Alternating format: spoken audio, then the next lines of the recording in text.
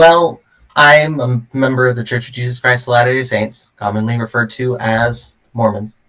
Mm-hmm. And I think you've talked to a couple of members of the church, if memory serves, haven't you? I've talked to one or two of them before.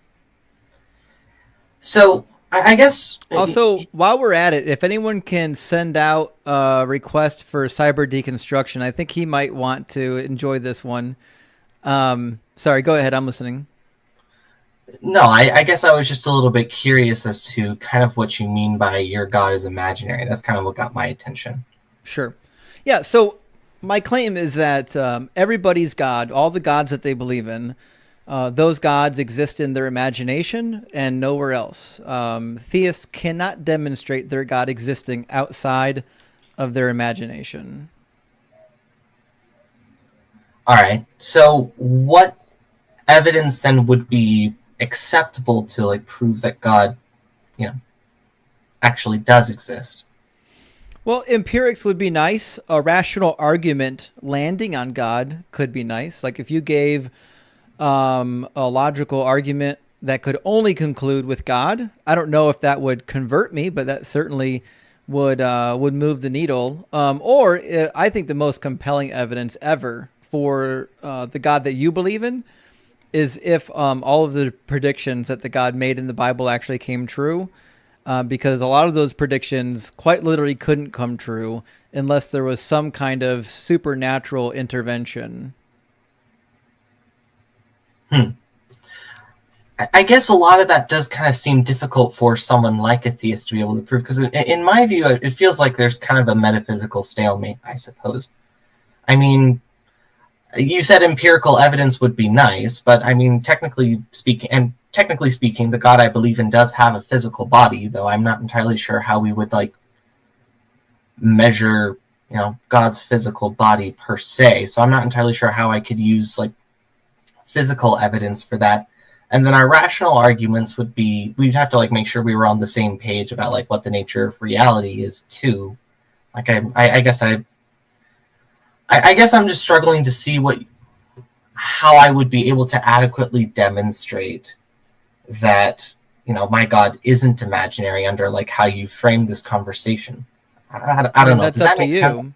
Like, if I believed that the tooth fairy existed, and you said the tooth fairy doesn't exist, the tooth fairy is imaginary, then that definitely means that the burden of proof would be on me claiming that the tooth fairy is true. And I would have to come up with evidence.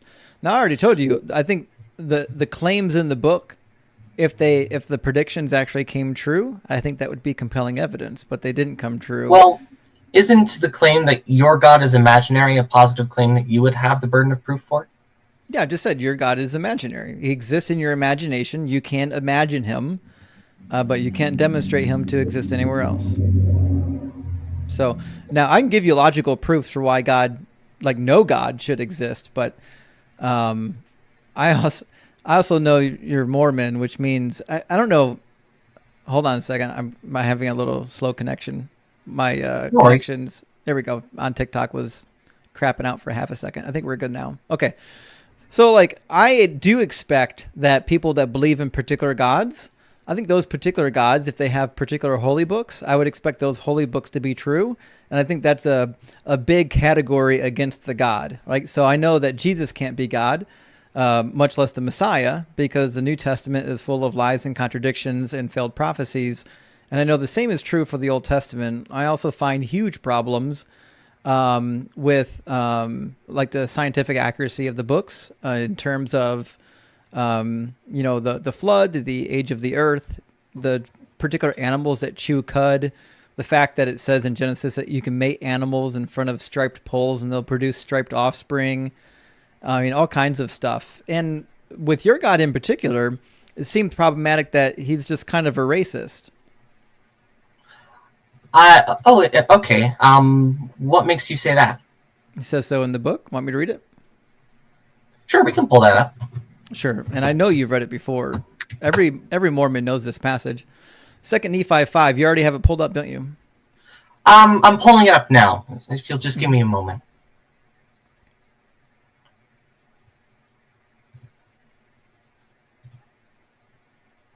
I guess it's now my turn to have a slow network. It happens. Happens to all of us. It's just one of those things. Here, if I pull it up on my phone, it might be a little bit faster, come to think of it. Man, I can read it to you. I got it pulled up. Sure, go ahead and read it to me. Sure. It says, and behold, this is verse 19, 2 Nephi 5, 19. It says, and behold, the words of the Lord had been fulfilled unto my brethren, which he spake concerning them, that I should be their ruler and their teacher. Wherefore I had been their ruler and their teacher, according to the commandments of the Lord, until they sought to take my life away. Let's see, did I grab the right one? 2 Nephi 5. Oh, yeah, we're getting there. Okay, verse 20. Wherefore, oh, wait, can I ask you what the context of this passage is? Yeah, this is the explanation for why the Native Americans have dark skin. Is it? According to you guys. Well, where is that outlined in the text? We can just read it. It says, wherefore Sure. the word of the Lord was fulfilled, which spake unto me, saying, that inasmuch as they will not hearken unto my words, they shall be cut off from the presence of the Lord. And behold, they were cut off from his presence. And he caused a cursing to come upon them, yea, even a sore cursing, because of their iniquity. For behold, they had hardened their hearts against him, and they had become like unto a flint.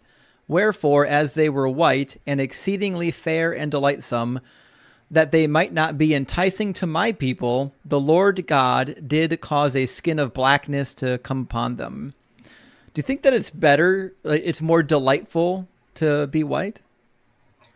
I don't know if skin tone would be in question here. That would be my only concern. Well, it says God caused a skin of blackness to come upon them so that they wouldn't be enticing. Verse 22 says, and thus saith the Lord God, I will cause that they will be loathsome unto my people. Yeah, but remember, the concept of races pertaining to skin color is a rather modern concept. When these texts and the earlier texts would have been authored. Well, I mean, I can even flip open to specific passages within the biblical texts that talk about, like, my skin is black upon me, and it's not necessarily referring to skin tone per se. It has more to do with countenance, is my understanding. No, that's from the Song of Solomon, and it has nothing to do with anyone. It's actually not. I'm not quoting the Song of Solomon when I say that. Okay, so nowhere in the Bible does it refer to someone's skin tone as a reference to them being sad or their countenance. But we're talking about what your book says. Your book says, wherefore, as they were white and exceedingly fair. Do you think white people are more fair? Well, no, I want to go back to what I was mentioning before about, like, are white people more delightsome? I feel like, well, I like to be able to finish my thought. So I'd like for you to answer a question honestly. Are white people more delightsome? I'm challenging the premise behind which you're asking the question. I think it's a loaded question. The book says something. The book says that God and I'm trying to put the content of the book within a specific context and trying to define them properly, caused a skin of blackness to come upon them in that they would not be enticing. So specifically, if you go back to the biblical texts, you have, I'm pulled up into Job 30:30, wherein Job says, my skin is black upon me and my bones are burned with heat. Mm-hmm. It's my understanding that if you go back to the context of that, it's used more as like an idiom so that we can understand it has more to do with ideas like countenance. It's because he's been sitting out in the sun with ashes all over him. Well, I don't. Hold on one second. Have you actually read Job? Do you read the whole story where I have read he's the entire cursed with boils and he literally sits outside in the sun for days on end, covered in ashes and dirt? Well, I understand that specifically. He said, my skin is black upon me. But again, it has nothing to do with necessarily, the amount of melanin within your skin tone per se. It's just I agree. how they kind of look.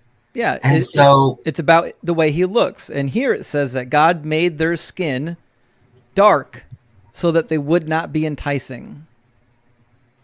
I feel like you're reading a little bit too deeply into that. Because I don't... Which word here doesn't mean what it means? Again, I'm going back to this idea of what skin would mean in the concept of race, because I feel like you mentioned the term racist. I didn't say anything about skin tone referring to a race. What I'm saying here is that God is explaining that it is more delightsome to be white. Do you believe that it's more delightsome to be white?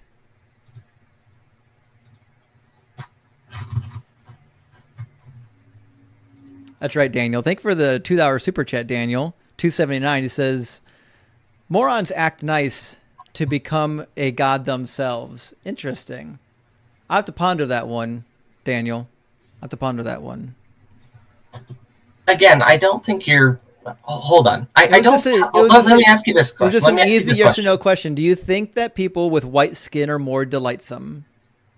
I don't think you've read the Book of Mormon. I've not read all of it. I'm asking you an easy yes or no question, though. Do you believe that here's people the problem, though, because your yes or no question is implying that like the Book of Mormon is a text that can be taken outside of its context, and I don't think that that's a fair statement. It's a yes or no question. Okay, I'll just mute you until you answer. Okay, so this is a yes or no question, and I'll just ask you the question 100 times until you answer it. Do you believe that it is more delightsome to be white?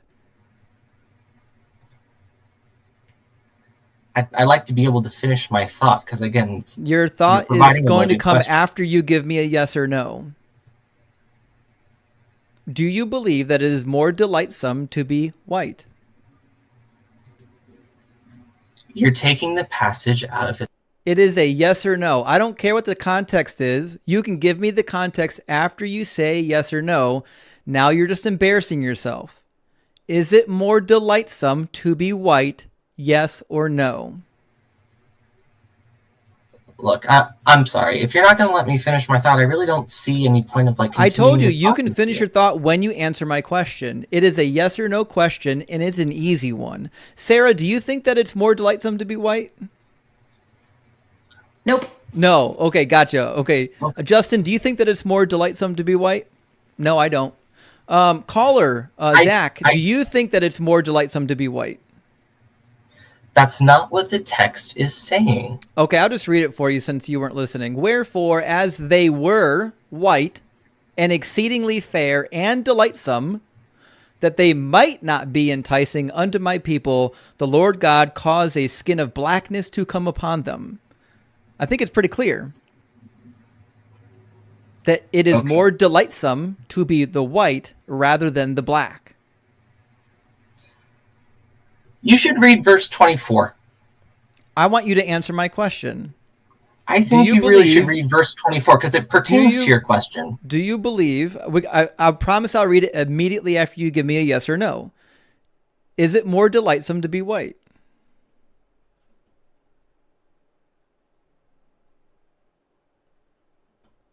Such an easy question. He ran. I don't see him in the box. Really? He left? No, I think he lost his connection. Let me get him back. Hold on. All right, we got him back. I think it was just bad connection. I was going to say I didn't leave. No, it was, but yes or no? Is it more delightsome to be white? I don't think it's more delightsome to be white. That was easy. All right, fantastic. Well, I just feel like you're trying to like railroad me into giving like a straight, a specific answer. It was the easiest question of the night. Well, I'd like to be able to finish my thought though, because I don't want to get taken out of context here. Mm-hmm. So, the cursing, as outlined in these chapters, has more to do with the separation from God than it does with specific skin color. And there are instances. But does it mention their skin color? Again, skin color isn't necessarily what would have been in view here if you look at the broader context. Okay, so skin doesn't mean skin. Read the Book of Mormon. Well, hold on. So why did the Mormons have a doctrine for a long time that black people couldn't be in leadership?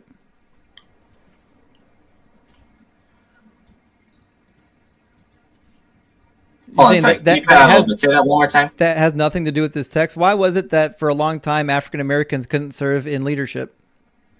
Because people misunderstood what the text was likely referring to. So God's prophets were wrong? Well, yeah, I mean they can be wrong. Okay. Well, that would be LDS theology. You would be hard-pressed to find any one of the prophets to say everything I say is perfect all the time. So you believe that God is literally speaking to people, but they can't get it right. They couldn't figure out race? I believe God can speak. What a weak-ass God if he can't tell his own prophets that racism's wrong. Isn't it weird that the prophets of your church are confused about what is and isn't good? Well, I think that people just get confused in general. I don't necessarily think it would disqualify them from being a prophet for being wrong about something. Sounds like you're confused. Your prophets made a rule that the African Americans, based on 2 Nephi 5, couldn't qualify for leadership. Okay, so can you mention when that was first instituted? No, I mean, I probably could. I mean, Joseph Smith was racist himself. Do you understand that racism is deeply embedded in this religion? I understand, like, LDS history. I understand why that. Why do you think there's so much racism in LDS? Because a lot of them were converts and they kind of imported some of their cultural ideas into the theology itself. Do you think maybe because the book itself is racist? Again, you're making a specific claim about why this was instituted. I'm asking you to back up the claim by going back to where this was allegedly instituted and pointing out, hey, this is the scriptural justification for why this was instituted. I don't think that's an unfair question. The question is, was it instituted? Yes, there was an institution. Oh, there we go. That's all I care about. There okay. you go. So you believe in a racist God? That's a bullshit God if I ever heard one. You see, that's exactly what I was concerned about, because I was scared that you were going to try and get me to give these yes or no answers, and I wouldn't be allowed to clarify what I mean. The God of your Bible is racist. He thinks that it's better to have white skin than dark skin. Again, you're reading too deeply into it because you haven't. I'm just reading what the words say. Mormon. So it says they were white and exceedingly fair and delightsome. So and then God what was the cursing then? And then God made their skin dark so that they would not what be. Was the cursing then? So that they would not be enticing. So specifically, I'm asking. This should be really easy then. This should be really easy. I already told it to you twice, maybe 4 times. You're saying it's the black skin. That's the. It says in verse 22, it says, "And thus saith the Lord God, I will cause that they shall be loathsome to thy people." Loathsome. God is darkening their skin to make them loathsome, to segregate them, to make them different from the good people. Do you understand? Where the curse is actually outlined in verse 20, if you go back up. Yes, I know. We read it. Well, no, you read verse 21. You read verses 20 and 21. I read 19. 21 mentions. I read 19 through 22. Okay, I'll read it again for you since you weren't listening. What is verse, so then, you're actually down to verse 24. The words of the Lord had been fulfilled unto my brethren, which he spake concerning them, that I should be their ruler and their teacher. Wherefore I had been their ruler and their teacher, according to the commandments of the Lord, until the time they sought to take away my life. Wherefore the word of the Lord was fulfilled, which he spake unto me, saying, Inasmuch as they will not hearken to thy words, they shall be cut off from the presence of the Lord. And behold, they were cut off from his presence. And they had caused... No, the curse is... Well, hold on. Stop right there. It says that's what the curse is. You're not listening. That's not the only part of the curse. I'm reading you the rest of it. There's a conjunction here. In the English language, and is a conjunction. It says, and he caused the cursing to come upon them. Yes, a cursing came upon them. It says, yea, even a sore cursing because of their iniquity, which is wild because this isn't how people spoke English when Joseph Smith was alive. It says, for behold, they had hardened their hearts against him, and they had become like unto a flint, because they were hard. Wherefore, as they were white and exceedingly fair and delightsome, that they might not be enticing unto the people, the Lord God caused a skin of blackness. So God darkened their skin so that they wouldn't be enticing to the good people. Okay, now keep reading. Okay, well, we'll keep reading. And thus saith the Lord God, I will cause that they shall be loathsome unto my people, save they shall repent of their iniquities. And cursed shall be the seed of him that mixeth with their seed. Oh, it sounds like segregation if I've ever heard it. I'm going to make your skin black, and I'm going to curse you if you mix with them. Oh, buddy, it just gets better. Keep reading. For they shall be cursed with the same cursing And the Lord spake it, and it was done. And because of their cursing which was upon them, they did become an idle people, full of mischief and subtlety, and did seek in the wilderness for beasts of prey. It literally saying that because they were cursed and made outcasts of the community, they become idle and lazy. Exactly the same thing people cursed or said about the African American people. This book gets more racist the more I read it. Wow. No. It is bad. Hold on. Imagine there's believing an issue, though. in a God that cursed people to have dark skin. Okay. I want to make sure you're done, because I really want to make sure I'm able to get this point across here. I can't wait. What's your next point? So specifically, you're only able to read those implications in there if the Nephites, or whenever these people were living, held those same presuppositions about the nature of skin color as you. Do you know what the presuppositions of the Nephites were? Well, again, it goes back to, this is why I brought up the whole idea of, like race being a modern concept when it's associated with skin color. Because if you read the verses, you can make a very convincing argument that the cursing is just separation from God. And because there's a separation from God, there's also likewise a specific... that's what's being associated with them being an idle people full of mischief and subtlety and wilderness of prey. And if you continue reading the Book of Mormon... So you're not going to address the fact that God made their skin dark, are you? I'm sorry, say that one more time. So you're not going to address the fact that he made their skin dark. And thank you, Organic Perception, for the $5 super chat. Organic says, the caller has pretzeled himself into blaspheming his own faith's prophets. I know. That's why I was hoping to bring up the prophets. Yeah, this is crazy. Well, I'm not. I would actually cite my own prophets whenever they say that, they're not perfect. But can you? Oh, okay. So the prophets got it wrong, I'm sure. So back at the bar, the cursing included making their skin dark so that they would no longer be enticing. It just says it clear as day in the text. Well, there are lots of instances, too, wherein the term white and delightsome is coincided with the idea of pure and delightsome. So it's not necessarily it's not necessarily skin color being mentioned. It's this idea of kind of spiritual countenance being more referred to. Show me in the book where it says that white and delightsome isn't referring to skin color. Because here it says white and delightsome is referring to their skin. Now, it might be possible that white and delightsome can be used elsewhere, but here it's very explicit. It says... they were white, meaning they're no longer white. They were white and exceedingly fair and delightsome, that they might not be enticing unto my people. So the goal is to make them unenticing, unappealing. All right. If you jump over to Alma 23. Okay, we'll do Alma 23.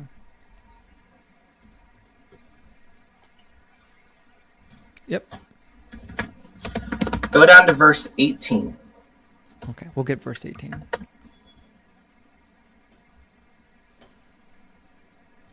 Let me put it on the screen.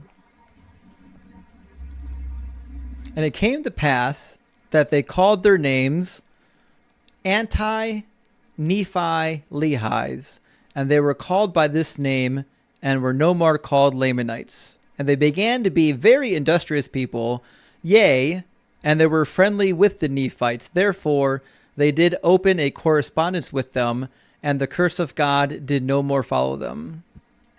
Okay. So this would be an instance wherein it says the curse of God is mentioned being removed, and yet no mention of skin color is brought up here. So the curse of God was removed. They did what God wanted them, and he reversed the curse for these specific people. I know. But he didn't reverse the curse for all people, did he? Did he say he reversed the curse for all humanity? Well, did these people's ancestors have the curse lifted? No, I think you're missing my point. My point is mentioning that the idea that the curse is specifically referring to whether or not they are able to be in the presence of God, like being part of God's chosen people. Like covenant theology is there's a pretty robust covenant theology within the Book of Mormon if you go back and read it cover to cover, which is why I bring this up. And I can even mention another instance wherein later on in the Book of Alma... Why does it mention the Amalekites in Alma 23:14? The Amalekites? In 23... Yeah. Chapter 23 doesn't have a... Oh, wait, sure 14? Does. And the Amalekites were not converted, save only one. Neither were any of the Amalonites, and they did not harden their hearts, and also the hearts of the Lamanites. Oh, the Amalekites? Why does it mention them? You were that the Amalekites didn't exist in America? I could take the time to explain that to you if you want. I would love for you to explain how the Amalekites came to America on a ship which has no ability to cross the ocean in the middle of the Bronze Age.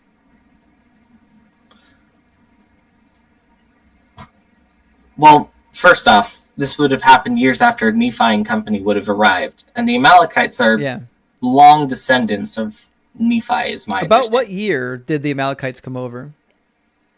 The Amalekites never came over. You see, it would be a lot easier if you had read the Book of Mormon before you're making a lot of these the Amalekites didn't come over. No, they didn't. Okay, because they're included with a bunch of people as though they're living in a same region. Yeah, they are. And where is that?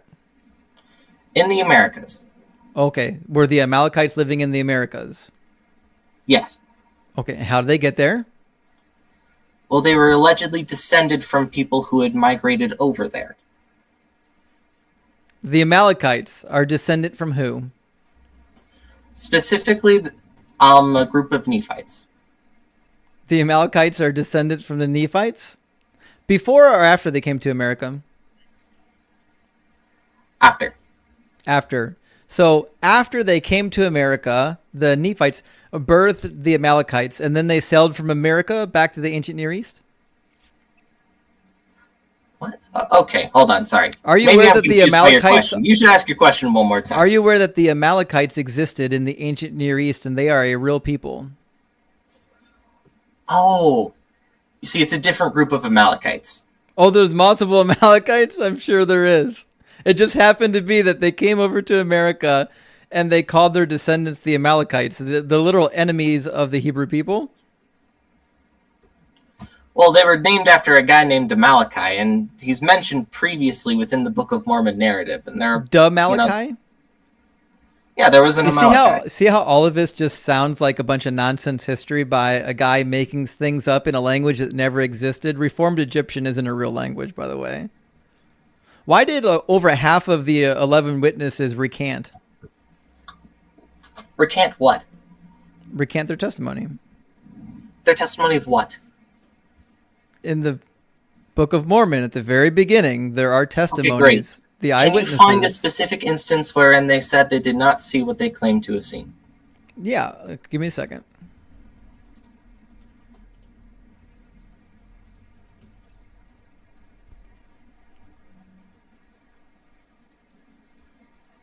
While you're looking that up, I'm happy to make a comment about Reformed Egyptian too. Like, Reformed Egyptian isn't necessarily like its own independent language.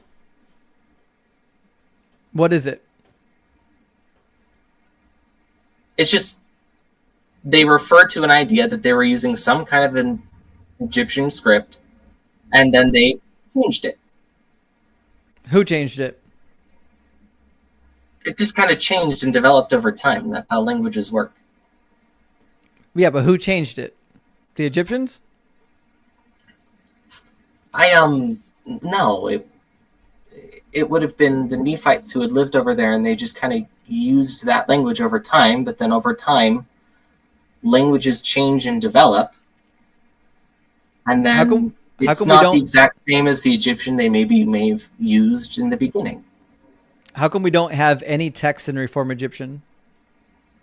Well, it depends on what you mean by Reformed Egyptian. There are different Egyptian scripts, right? How come we don't have any texts that are written in the supposed Reformed Egyptian? You see, that's kind of a dodge to my question, though. Like, I've actually addressed that already. That's not a dodge. It's a simple question. Why don't we have any documents in this supposed language. Also, Cyber Deconstruction, welcome in. Can you hear everyone? I can hear. Can you hear me? I can hear you. All right. Yeah. And while we're talking about this Reformed Egyptian, I think it's important to also make note of the Kinderhook plates. I don't know if you're familiar with what the Kinderhook plates are. I know about the Kinderhook plates. Yeah, you know that those were like fraudulently made. Joseph Smith enthusiastically took them in, thinking they were authentic, just to have the people who made them as forgeries come to him like 10 years or 5 years later and be like, yeah, we made those. Those were... Well, that wouldn't have been possible, actually. So I don't know how much you've looked at this specifically.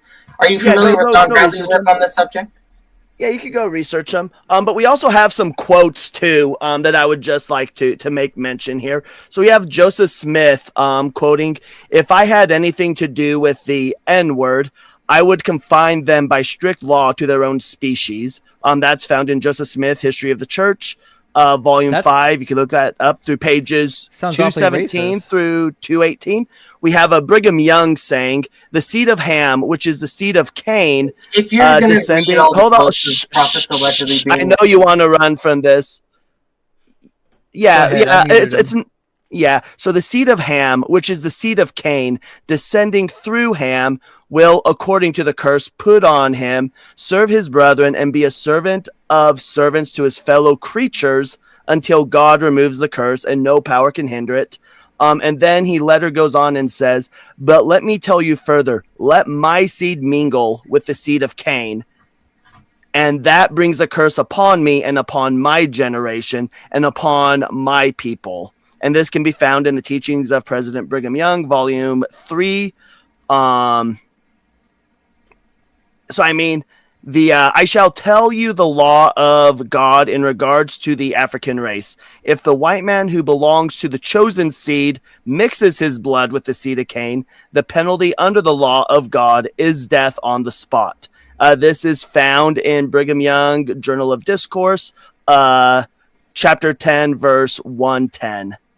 So, I didn't own the Journal of Discourses. Journal of Discourses is just people commenting on things in shorthand and then having these are people that are quoting him. Do we need to read what John Taylor said? We can read what John Taylor said. He was the third president. I know the descendants of Ham, besides a black skin, which has ever been a curse that has followed the apostate of the holy priesthood, as well as a black heart, have been servants of both Shem and Japheth. And abolitionists trying to make void the curse of God, but it will require much more than the power of man to counteract the decree of God's eternal wisdom, meaning that God was okay with slavery. Yeah, and also I would add on the Kinderhook plates. In 1981, there was an actual official magazine of the LDS Church stating that the plates were a hoax. Okay. But would you also like to go over some of the blatant false prophecies that Joseph Smith made as well? I'd like to hear the false prophecies, yes. Yeah, so this is one that he made. It was made in 1835, and says, "I have called this meeting because God has commanded it, and it was made known to me by a vision and by the Holy Spirit. It is the will of God that we should be ordained to the ministry and go forth to prune the vineyard for the last time. For the coming of the Lord, which is nigh, will be in 56 years. That will wind up the scene." Again, this was a prophecy that was held in 1835. 56 years passed in 1891. We have a... So did you know that Joseph Smith clarified what he meant there? Yeah, you can say that, but that was ad hoc after this happened. But we can go on with the United States government to be overthrown. Hold on. Are you going to let me explain this, or are you just going to talk about all this stuff at me? Well, what's the explanation for the failed prophecy? Well, the thing is, that specific one that he mentioned there is also outlined in Doctrine and Covenants section 130, wherein he talks about this idea that he wasn't sure if it meant that the millennium would appear or whether he would die at that time. He wasn't entirely sure what that meant. And so to claim that this is some kind of definitive prophecy is to go against what Joseph Smith seemed to indicate, and we would have to I mean, I would trust that Joseph Smith would be able to clarify his own words more than people living after him by hundreds of years. Hey, this is in the History of the Church, Volume 2, page 182. Well, yeah. We can also talk about the United States government to be overthrown in a few years. And this one's even more damning, because this one here, he invokes the name of the Lord. And as you know, in Deuteronomy chapter 18, if you invoke the name of the Lord and it doesn't come to pass, you are a false prophet and you are to be unalived. I also think you're misreading that chapter, but you can finish your thought. Wait, Deuteronomy 18? Yeah, Deuteronomy 18. You think I'm misreading that? The difficulty is that the text for Deuteronomy 18 is actually implying that we're dealing with a true prophet. And if you go to specific translations like the NRSV, it specifically indicates that instead of saying don't listen to him, it's don't listen to it, because the context seems to more strongly suggest that when the prophet says something falsely, he's spoken presumptuously, and you should just not listen to that specifically. It says you kill him. Yeah, we'll go ahead and read it real quick. I'll put it on the screen. Well, that's you're mixing up chapters there, I think. But go ahead and finish your thought. Yeah, no, this is chapter 18, verse 20. But any prophet who presumes to speak in my name a word that I have not commanded the prophet to speak, or who speaks in the name of other gods, that prophet shall unalive. Oops. So we'll just go ahead with this one. I prophesy in the name of the Lord God of Israel, unless the United States redresses the wrongs committed upon the saints in the state of Missouri and punish the crimes committed by her officers, that in a few years the government will be utterly overthrown and wasted, and there will not be so much as a potsherd left for their wickedness in permitting the unaliving of men, women, and children, and the wholesale plunder and mass extermination of thousands of her citizens to go unpunished. Again, that's in History of the Church, Volume 5, page 394. Last I knew, the United States government is still standing. The state of Missouri has not collapsed. The United States government hasn't collapsed. Hold on, what year is it? Yeah. This one was made in 1843. Yeah, I think you missed the mark there. Yep.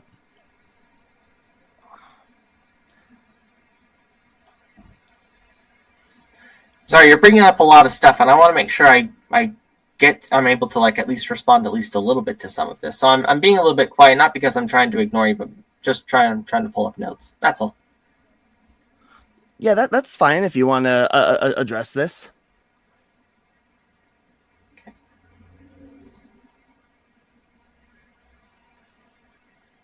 And then we'll talk about after this one the Civil War, because that's a big one that Mormons will always run to, is the Civil War, and we'll definitely talk about how Joseph Smith just plagiarized the newspaper.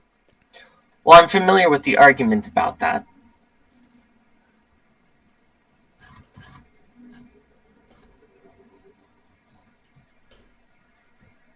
Well, I'm giving you time to redress. Are you going to redress?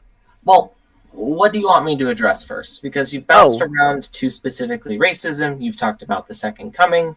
You've talked about the Kinderhook plates. Is there some specific place you want me to start, or?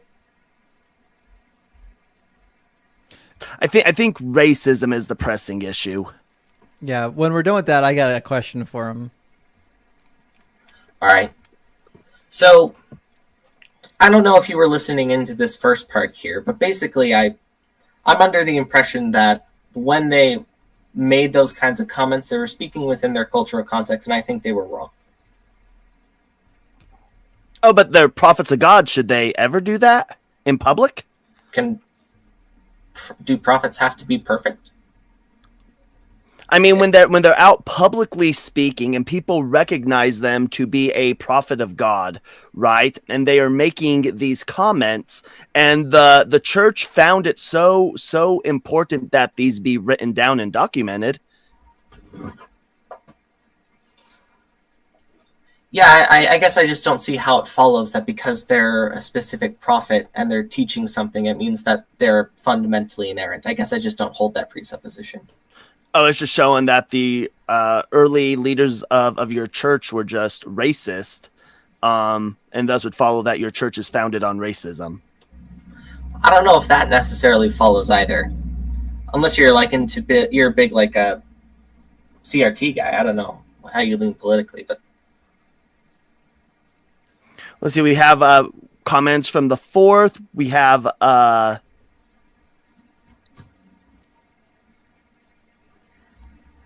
where Joseph Fielding Smith, the 10th president, is talking about how this doctrine did not originate with Brigham Young, but it was taught by the prophet Joseph Smith at a meeting of the general authorities of the church. So Joseph Smith is quite literally making his comments at a church meeting, right, with only the general authorities.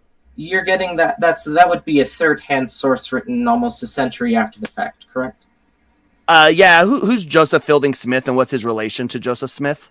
He would be his. I want to say Joseph Fielding.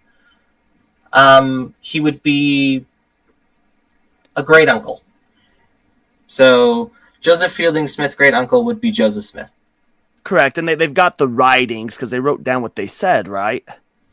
Well, where did they write down that? Unless I mean, you were citing the history of the church. Where in the history of church is that documented? Where Joseph Smith said that in particular? Huh? Where he said Joseph Smith taught that specific doctrine, specifically that. Yeah, so it's going to be in Joseph Fielding Smith, the N-word and priesthood improvement era. We also have Doctrine of Salvation, chapter 1, verse 61. These are all where these are all saved at. You know, if memory serves, I'm pretty sure Doctrines of Salvation wasn't meant to be published. In fact, he also, it doesn't matter if it was meant to be published. Like, that's irrelevant. We also have Joseph Fielding Smith. Why? Yeah, because you're trying to cover it up. I'd want to cover it up too. No, but Joseph Fielding Smith answers to gospel questions. So this is at a seminar that he was at, and he has mentioned if Abraham, Joseph, and Moses had married N-words, wives in their descendants would have been denied the priesthood according to the word of the Lord to Abraham. Again, this is found from those Egyptian papyri that we haven't even covered yet, where the Pearl of Great Price comes from. But this is found in Abraham chapter 1, verses 21 through 27. Had such a thing happened, the Lord would not have called Israel as his chosen people. Neither would he have claimed or have chosen the prophet Joseph Smith and given him the keys. Right? So, I mean, yeah. Just admit your. I'll read a super chat and let the guests chew on that. David, thank you for the $10 super chat. David says, Psalm 118:8. It is much better to take refuge in the Lord than to trust in men. Yet that is exactly what the apologist expects with their interpretations and apologetics. It's laughably hypocritical. I agree. We're expected to take Joseph Smith's word for God when Joseph Smith seems to be proven wrong at every turn. Like, he claimed that he corrected the translation of the Bible. No way he actually knew Greek or Hebrew. No way. And how did Joseph Smith do the Joseph Smith translation? Well, according to BYU, he copied it from somebody else's commentary. Yeah, as a matter of fact, would you be able to pull that open for me? Would you be able to read that source? It's in I'd be interested to hear you read that specifically. The BYU Brigham Young University Journal of Undergraduate Research, published in 2017, make a pretty compelling case for why his particular translations or corrections actually just come from a popular commentary at that time period. Do you know what commentary? Yeah, specifically, it came from the View of the Hebrew, which was actually written by Oliver Cowdery's pastor. It was written by Oliver Cowdery's pastor, and in fact, there's a friend of mine. He has a book. It's Christ Before Jesus. Is actually doing stylometric analysis on this, and we do actually see things that are taken right from that book, almost word for word. There's also the battles. Huh? Have you read View of the Hebrews? Yeah, I have, and there's things in it that are taken word for word. Yes. In fact, what the church did is kind of genius. The church actually bought the rights to the book, so they can kind of say, "Hey, this is what they're going to claim it was plagiarized from, like thought for thought plagiarized." But we have the book. But not only that, but there's also, I'd have to go look up the name of it, but there's a late 1700 high school textbook that was used, and when you go look in that book, you'll notice that a lot of the war chapters that are found later on in the Book of Mormon, the battles are copied almost like identical to how they're portrayed in this book. It's just the people involved, their names are changed. I would be deeply interested in you being able to pull that up and let me see it. Yeah, we'll go find. Wow, he's looking for that. Aaron, thank you so much for the $5 super chat. Aaron says, "Hooray for making the claims of your alleged prophets unfalsifiable. At which case, there is no reason to accept such claims, just like astrology, especially if you're admitting that the prophets can get things wrong." Listen, according to Deuteronomy 18, we should have been stoning these prophets. It's actually interesting that you mentioned that. I was going to read a couple of biblical commentaries on that. And no, this isn't from like LDS commentaries. This is like non-LDS scholarship, by the way. Yeah. By the way, Cyber, I haven't told you yet, but I found an online copy of the Bible corrected by Joseph Smith. I'm going to go Joseph through Smith, Matthew. What's that? It's a Joseph Smith Matthew. It's hilarious. I'm going to go through it and see the corrections, and I'm going to point out where he probably got it wrong, because I can guarantee he doesn't actually know Greek or Hebrew. Do you know the nature of the Joseph Smith translation and what Not he yet. was trying to do? I'm about to find out.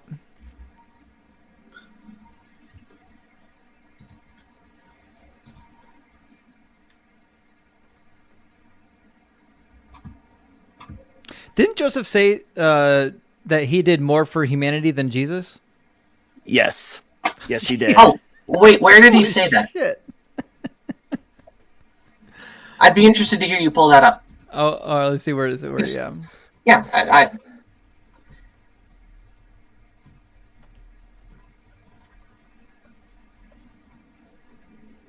It's in Doctrines and Covenants,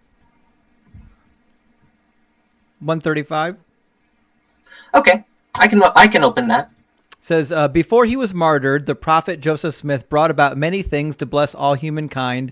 Joseph Smith, the prophet, the seer of the Lord, has done more, save Jesus only, for the salvation of men. Oh, I misheard it. No, he didn't say that. He said he did more than everybody other than Jesus. Well, no, Joseph didn't say that. This is being written after Joseph's death. Well, fair enough. Let me see if there's another quote.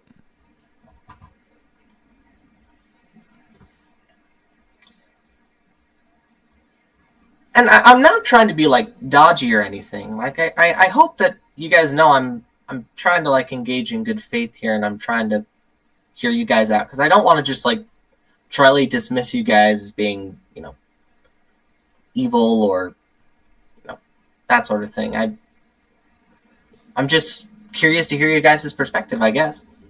Oh, it was John Taylor was the one who said the quote I'm thinking of. John Taylor said... Oh, that might be right. Yeah, John Taylor says, Joseph Smith, the prophet and the seer of the Lord, has done more. No. It's still corrected. There must be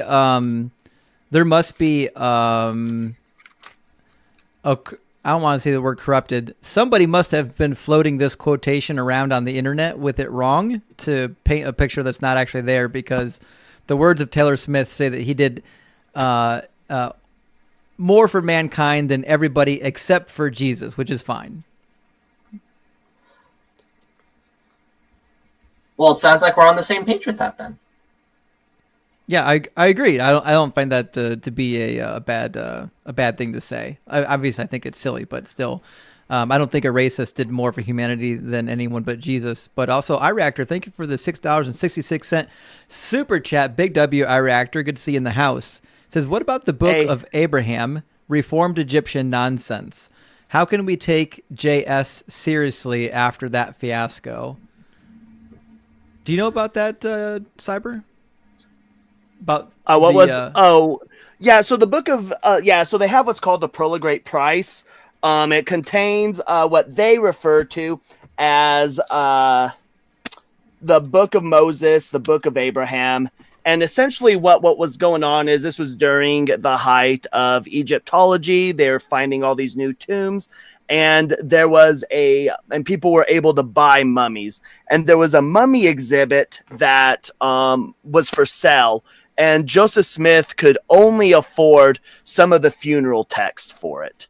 So he couldn't actually afford the entire mummy. So he bought the funeral text, and I will bring this up real quick. But from this text, he was able to You've already get gotten a couple things wrong about that, but go ahead and finish. Well, no, I didn't. Well, Like, no, you're gonna- actually, at first he was only interested in buying the papyri, and he actually ended up getting the mummies as well. But that's not necessarily germane to your point, and so I'm not going to hound you too much about it. Let's see. It's not letting me turn my camera. Oh, right here. So yeah, you'll see right here if you're able hold to on. see Let me that. make your camera screen bigger so we can all see it. This is the one thing I do like about bringing guests in over YouTube is I can manipulate the camera sizes so that we can all see what's on the camera. Okay. So yeah, there was this document, if everybody can see that.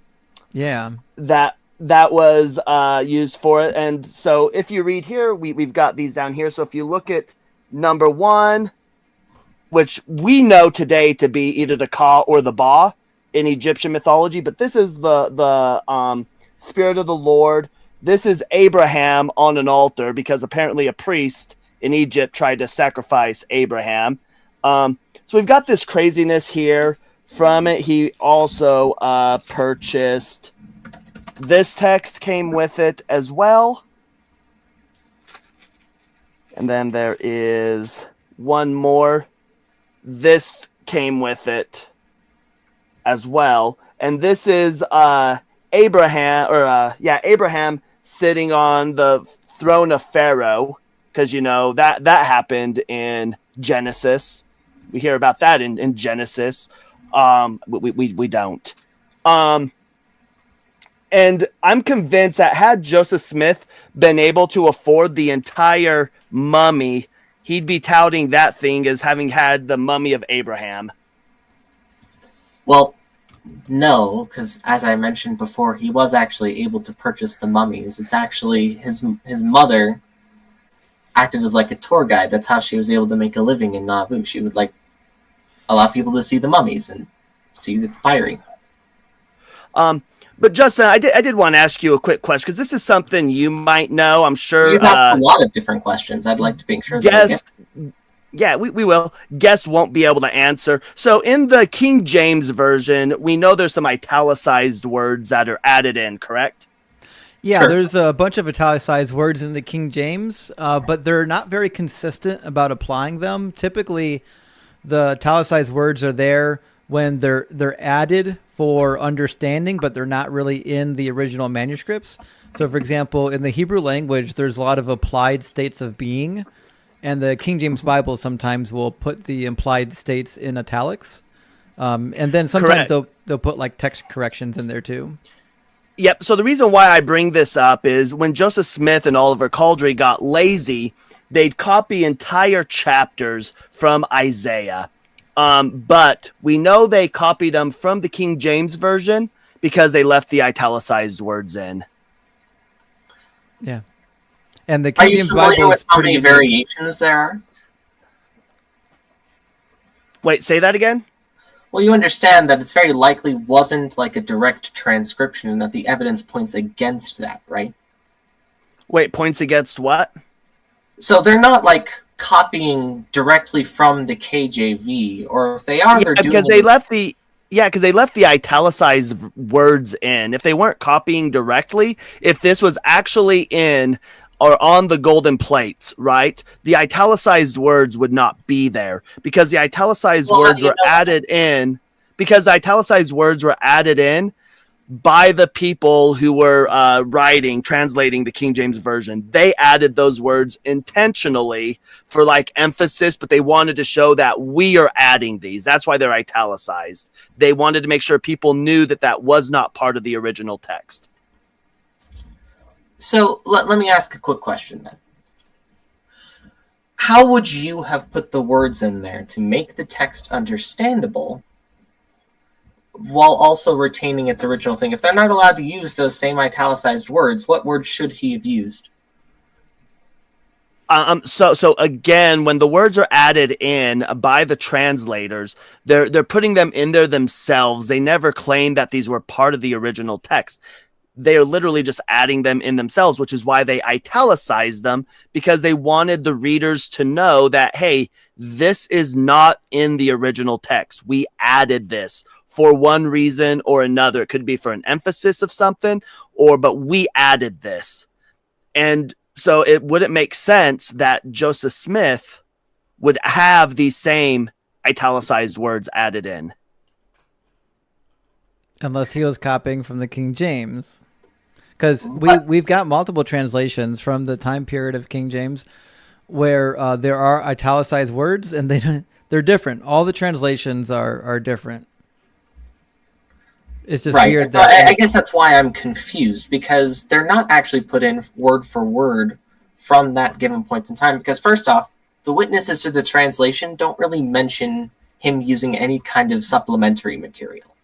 And that's multiple corroborated witnesses saying that. Oh, we don't care and what that's the even witnesses when they're say. not in a member. That's also when they're not members of the church, by the way.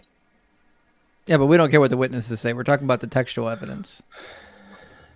Well, I think it should at least matter a little bit, because we have that going against us. And then we also, I mean, I can also point back to the idea that there are multiple different variants within, the Isaiah chapters. I assume that's what you're referring to.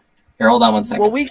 Well, for example, we could go and open up 2 Nephi chapter 19, verse 1, and open up Isaiah chapter 9, verse 1. And I promise, if I start reading from the Book of Mormon and Justin starts reading from Isaiah 9:1, they're going to line up verbatim. Yeah, I'll pull it up. 2 Nephi what? It says 2 Nephi chapter 19, verse 1. Sure. Yeah, I didn't even put it on the screen. Give me a second.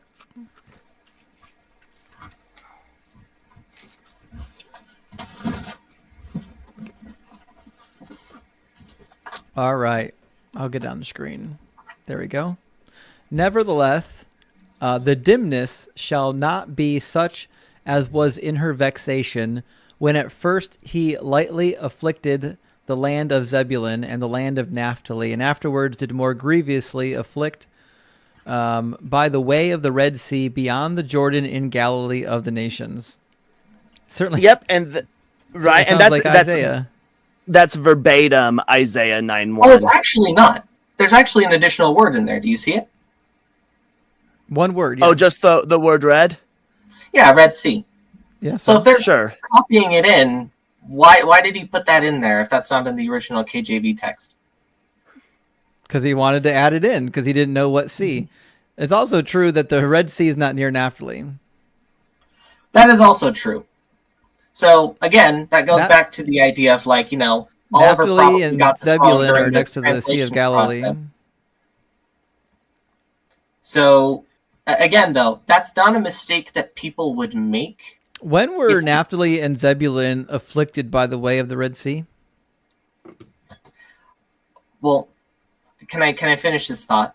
Not yet. I wanted to know when were after they were already in the promised land. When were Naphtali and Zebulun afflicted by the way of the Red Sea? That's the thing. I don't think they were, because I think this is just a scribal error. Oh, so it doesn't mean Joseph Red Sea. Smith. Wait. So the most correct book of all times has scribal errors? Define most correct.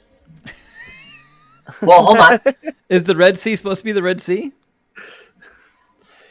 Hold on. Because he brought up a very specific quote. When Joseph Smith said that it was the most correct book, what was the context of that quote? We're asking you, is the Red Sea a scribal error? I think it is, yes. Okay, so why is there a scribal error here? Because Oliver probably wrote it down wrong. And in fact, Joseph Smith's quote was, "I told the brethren that the Book of Mormon was the most correct of any book on earth and the keystone of our religion, and a man would get nearer to God by abiding by its precepts than by any other book." Okay, so not even the Bible, not even the Bible. Correct book, it's doing it under the concept of the principles it teaches, right? No, we're talking about the truthfulness of the claims made in the book. We're not talking about whether or not you like the principles. Well, that seems to be what Joseph is mentioning when he says that quote, right? So what was Joseph quoting in 2 Nephi chapter 19?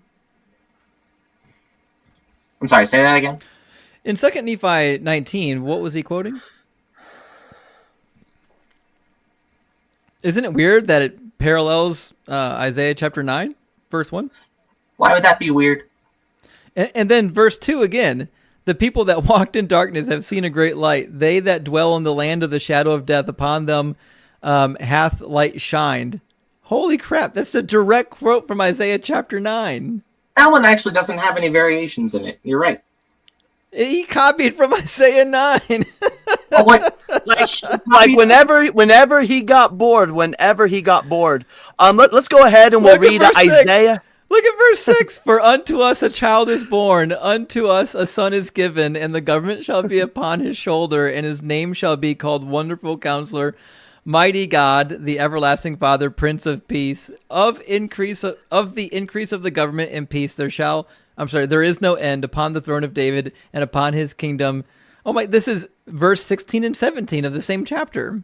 Hey, can you open up for chat Isaiah chapter 3 verses 18 through 23? Because I want to read what the Book of Mormon says. Yeah, I'm going to get it in the King James too. Isaiah 3:14. Isaiah 3:18 through 23. All right, here's 18. It's on the screen. Let's read it. Read Okay. your version, and I want to compare it to the King James. So this is from 2 Nephi chapter 13. So happens to be 18 through 23 as well, because like all the third Nephi is copied from Isaiah. But in the day that the Lord will take away the bravery of their tinkling ornaments and calls and round tires like the moon, the chain and the bracelets and the mufflers, the bonnets and the ornaments of the leg, and the headbands and the tablets and the earrings, the rings, the nose jewels, the changeable suits of apparel, and the mantles and the wimples and the crisping pins, the glasses and the fine linen and the hood and the veils. That is word for word copied directly from Isaiah chapter 3. So the issue here is you guys. Well, I can't speak for you. Construction, I deconstruction, I should say. But the you understand, like they have like the words of Isaiah, and they're copying from him. I know. Yeah, like word for word directly. That's what we've been saying. That's the whole point. So I guess I'm struggling to see what the issue is. Like, what's wrong with them citing Isaiah? Because they're leaving the italicized words in. Why is that a problem? Because he's quoting a new text. So, okay, so what you're saying is because he doesn't italicize them, that's somehow a problem. No. Does Nephi say that he's quoting from Isaiah? Yes. Where? Prior to this point. And you would be able to know that if you had read the Book of Mormon. Okay, so then he's just quoting from the Bible then? Yes, or at least specifically from the King James Bible. Well, no, specifically from... Isn't it weird that was the Book of Nephi or the multiple books of Nephi, were those part of the plates that he received? They were, correct. Isn't it weird that the plates that he translated directly quoted from the King James Bible, didn't those plates precede the Book of King James? Yes. No, supposedly, so yes. The plates were created before King James ever lived, but it just happened to be that they quoted from the King James Bible. And do you know who when Lehi and his family before they built a whole ass ship and sailed across the ocean, Jeremiah was the prophet. Yeah, that's super late. We're talking 6th century. Mm-hmm. Yeah, that's when around Nephi was alive. Just ridiculousness. Yeah, it's ridiculous that there was the idea that there was a Israelite. It's ridiculous that so here's one reason why I think you're being kept up here. Is because it's not for your sake, right? So we're giving Chad an opportunity to hear these claims and then hear what goes through your brain housing group and then comes out of your mouth. Well, let me ask you a question. When were the plates that Joseph Smith translated, when were they written? When were the plates written? Yeah. Oh, circa 400 AD, something like that. Okay, so they were written 400 years after Jesus. Allegedly, yes. Okay. It's weird that they quote from the King James Bible. Well, Another 1,200 years later. You guys are laughing, but I guess I'm just a little bit confused as to why Joseph Smith, when translating a document allegedly, can't use text that would be familiar to his audience as a way to like communicate a specific idea. Go ahead, bud. Oh yeah, I was just going to say, because the claim is that the thing literally came all from the gold plates, right? With a hat over That's his the eyes. claim. Yes. He had a hat over his face. He had the seer stones in the hat. Where is that actually made? Where is that claim actually made? I'm actually curious. Do you believe that's what happened? That there are no. Do you believe that is what happened? Well, I actually think that there's evidence to where, like, Joseph Smith... It's a yes or no question. Do you believe that Joseph Smith translated the tablets using the seer stones? Give yes or no answers, but I'm actually because it's easy. I need to know what you believe about the translation of the Book of Mormon. Do you believe the narrative that he translated it using the seer stones? I do believe that the Book of Mormon was translated by using a seer stone. Yes. Okay, and do you believe the narrative that the seer stones were placed in the hat and the hat was placed over his face? Yes. Okay. Sure, let's go with that. Okay, so if that's what happened, then he wasn't reading the King James Bible as he was translated. According to the narrative, he was reading it using the seer stones, and somebody else was writing it down. So how does that correspond to then him basically just whenever he got bored, do you think he knew Isaiah chapter 3 by memory? I'm sorry, say that again? Do you think he knew chapter 3 of Isaiah by memory? It's possible. I mean, his family didn't seem to indicate that he was that well read. Cyber, what's more probable, that the whole Book of Mormon is a hoax and just ripped off the King James Bible, or that these tablets written over 1,000 years before the King James Bible were read in secret, and then as he was reading them in secret to a scribe, the scribe just happened to write down the exact same words that are in the book of King James's Bible, specifically, I think it was like the 1769 edition? Yep. Yes. And it is a hoax. As a matter of fact, again, Christ Before Jesus, their current work that they're doing, their stylometric analysis, includes the Book of Mormon. And again, it is showing that the verbiage that is being used is showing up that it is common with the time period that Joseph Smith grew up in. It is showing that the Book of Mormon had 4 authors in it, which is interesting because, you know, we've got, if we have like the writings of Nephi and they're writing these, you know, verbatim as they're saying, then we should have 1, 2, 3, 4, 5, 6, 7, 8, 9, 10. Hold on. 1, 2, 3, 4, 5, 6, 7, 8, 9, 10. Have you read the entire Book of Mormon? Yes. We should have 12. It should show up as It should show up as 12 different people. And if you're going to say that Mormon compiled it, then it should show up as one author, right? Because that's how stylometric analysis works. But what they're seeing is it shows up. Remember, do you know what stylometric analysis is? I do know what stylometric analysis is, but I'm challenging the premise of your argument because it's not just Mormon's content in that book. Because it was correct. Because he's the one that's like compiled a good chunk of it. You also have Mormon and Moroni that have compiled up a little bit into it. The Book of Ether was allegedly written not by Moroni. Well, actually, I guess it depends on how you count that one specifically. But if that's your argument, it should show up as at least 12 authors writing it. Then no, I think you're misunderstanding. Hold on, listen. But it doesn't. It shows up as 4, and when they compare some of the writings to like Joseph Smith's other writings, it is very clear that these aren't like Joseph Smith actually translating. It matches the writings of Joseph Smith's other writings. So the whole thing's just a hoax. Yeah, I don't think that logically follows, and I think you're making a lot of assumptions. I don't think he understood the argument, Cyber. No, I understand your argument. I just don't think you guys understand the Book of Mormon. Let me ask you a question that came from our chat. The Flanker 420. Flanker, thank you for the super chat. Thank you for continuing to supporting the channel.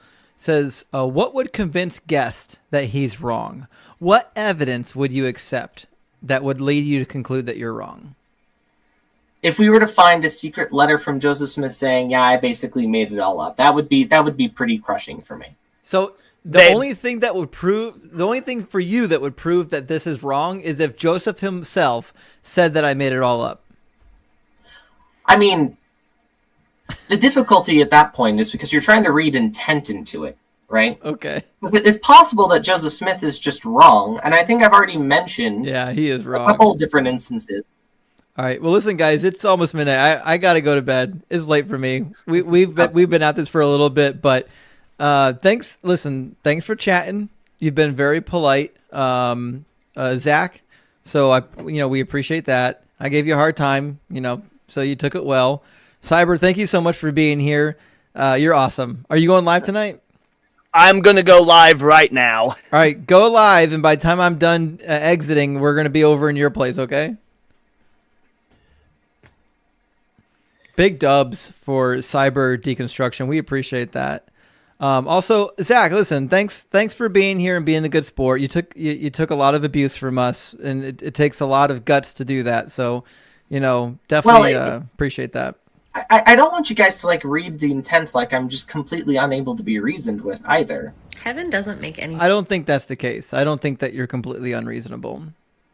And so I might come on another time and we might be able to chat about the stuff again, because you guys brought up a lot of stuff and I felt like I didn't get a lot of time to be able to respond to a lot of the stuff you brought up. That's fair. Yeah, we kind of rushed you with a bunch of stuff. I know. I get it. I get it.